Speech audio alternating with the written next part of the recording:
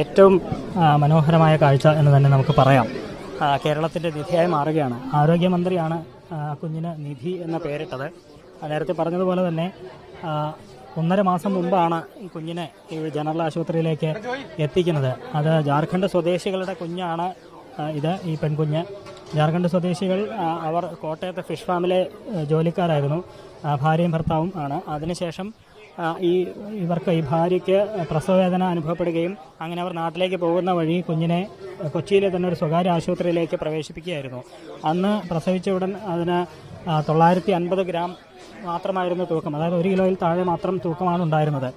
പിന്നീട് ആ കുഞ്ഞിനെ സ്വകാര്യ ആശുപത്രിയിലേക്ക് ICUയിലേക്ക് മാറ്റി. അതിനുശേഷമാണ് ഈ കുഞ്ഞിനെ ഉപേക്ഷിച്ച ഈ ജാർഖണ്ഡ് സ്വദേശികൾ അവർ കടന്നു കളഞ്ഞത്. ഈ വിവരം ആരോഗ്യമന്ത്രി വീണ ജോർജ് അറിഞ്ഞു. ഉടൻ തന്നെ കുഞ്ഞിനെ ഏറ്റെടുത്ത് വേണ്ട ചികിത്സ ലഭ്യമാക്കാൻ നിർദ്ദേശിച്ചു. അതിൻ്റെ അടിസ്ഥാനത്തിൽ കുഞ്ഞിനെ എറണാകുളം ജനറൽ ആശുപത്രിയിലേക്ക് എത്തിക്കുകയായിരുന്നു. 1.5 മാസം മുമ്പാണ് എത്തിച്ചത്. ഏതാണ്ട് 1 കിലോ മാത്രമായിരുന്നു തൂക്കം ഉണ്ടായിരുന്നത്. 1 കിലോയിൽ താഴെ മാത്രമാണ് തൂക്കം ഉണ്ടായിരുന്നത്. പിന്നീട് ഇവിടെ ചികിത്സ നടത്തി. വളരെ കൃത്യമായ ചികിത്സ, എല്ലാവിധ പരിചരണവും, കുഞ്ഞിന് ഓക്സിജനും രക്തവും അടക്കം നൽകുന്നതടക്കം എല്ലാവിധ ചികിത്സയും കുഞ്ഞിന് ഉറപ്പാക്കി.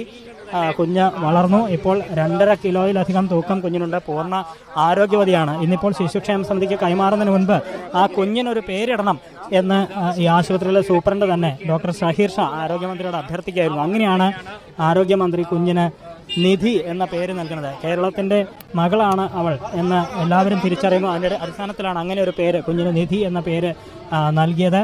ആ നിധി ഇപ്പോൾ ഇന്ന് രാവിലെ ശിശുക്ഷേമ സമിതി ഓഫീസർമാർ ഇവിടെ എത്തി ആ കുഞ്ഞിനെ ഏറ്റെടുത്തു. ആ കുഞ്ഞിനെ ഇപ്പോൾ ജനറൽ ആശുപത്രിയിൽ നിന്നും ഈ ശിശുക്ഷേമ സമിതിക്ക് കീഴിലേക്കുള്ള ഒരു ഷെൽട്ടർ ഹോമിലേക്ക്, എറണാകുളത്ത് തന്നെയുള്ള ഒരു ഷെൽട്ടർ ഹോമിലേക്ക് ഇപ്പോൾ മാറ്റുകയാണ്.